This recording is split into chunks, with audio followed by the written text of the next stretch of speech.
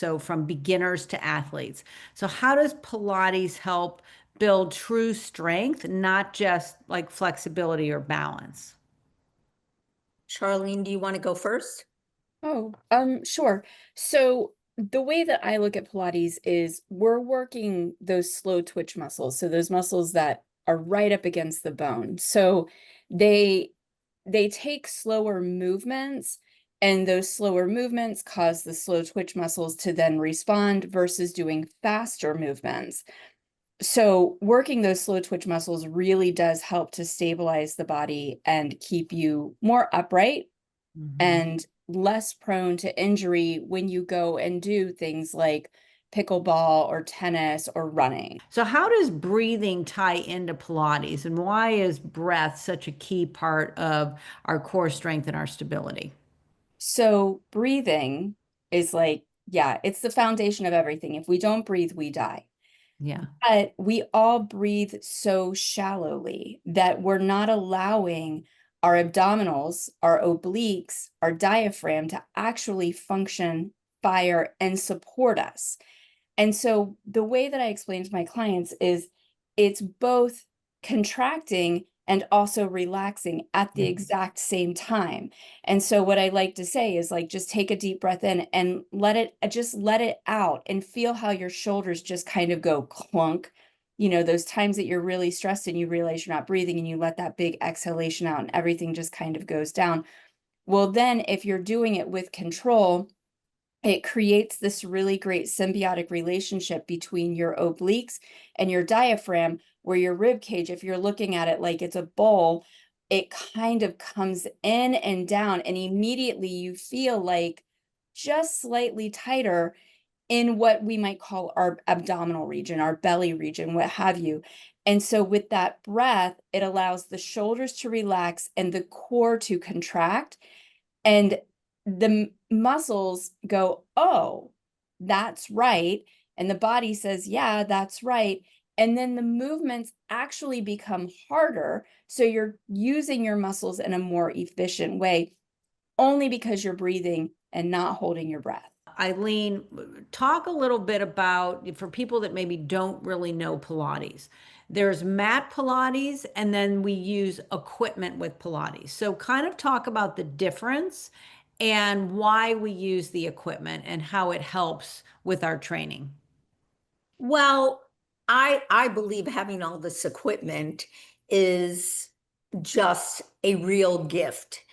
We're able to apply all those principles that are the fundamentals of Pilates in lots of different ways. A lot of times I'll be doing an exercise even on the core line, and I'll say, you know, we do this exercise in a similar way on the reformer, and the same with the chair. It's you're able to transfer the principles, but you're also able to challenge the body in different ways. And I know to exhaustion, and I talk about it all the time, and I'll be talking about it more, but diversity of training, I think, is one of the most valuable things you can do. And by exposing clients to different pieces of equipment, but still integrating those really valuable principles of Pilates, number one, it's more interesting, doesn't get boring. You're not doing the same exercise every time on the same piece of equipment. And that is very typical in fitness.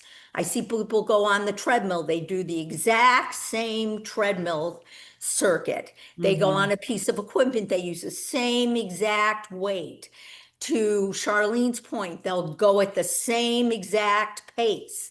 So there are a lot of ways to integrate diversity of training, but Pilates, it's sort of built in with all of our equipment, which makes it wonderful. So let's talk about how Pilates enhances athletic performance, and how do you see kind of translating to other sports or physical activities like golf, tennis? We've done baseball, running, you work with all different types of athletes. So speak to that. Well, again, in nauseum, the diversity of training, again, these athletes come in, they've never done Pilates. And I know we're going to talk about the fallacies and the misconceptions around Pilates, but just getting that diversity of training, I've had tennis players, baseball players say to me, boy, no one else that I train with ever does Pilates. They have no idea how strong I have gotten through this discipline. And the stabilizing muscles that help with balance and coordination in so many different sports, the rotational work that tennis players, baseball players, the jumping and the running that volleyball players have to engage in. There are so many very specific skill sets that athletes need and can improve them in that sport when they engage in Pilates, and the strength and mobility that Pilates brings into their game. And I have to say, they seem to notice it pretty quickly. Yeah. And then it's sort of like layering on and layering on. And all the time, my clients will say to me, boy, do you remember when I couldn't do this exercise? And I say, yes, I do. Do you? You know, it's very gratifying because it's so measurable and so specific. And they can reflect back and see how much stronger they've become as a result of it's an investment. And they're investing in themselves. And I think it's just a wonderful thing. It is virtually impossible for an instructor to be watching 6, 8, 10 or more people at one time when they're doing an exercise. And I think that that's why so many people get injured in class, because you can't see if they're using the wrong technique all the time. You can't watch one person for that full hour. To Charlene's point, it's one-on-one. So I tell clients, when you come in and you see me, your investment is all about you. It's not about anybody else but you. We work on things that benefit you, that strengthen you. And so I think that that is an important point to make, that if people can invest in one-on-one work, the benefit goes so deep because it's really individualized. And that every minute of that hour, you're paying attention to that one person.